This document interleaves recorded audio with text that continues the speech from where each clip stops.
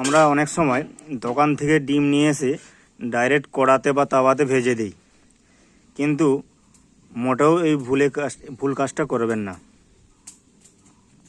তার কারণ হলো দোকানে অনেক দিন ধরে ডিমগুলো থাকে, তাই বাড়িতে এসে এক বালতি জল বা একটা পাত্রের জল নিয়ে এসে পরীক্ষা করে তারপর পাত্রে ভাজবেন।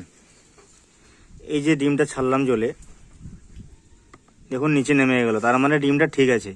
যদি জলে ভেসে থাকতো তাহলে কিন্তু ডিমটা খাওয়ার উপযুক্ত নয়, ওই ডিম কখনোই খাবেন না।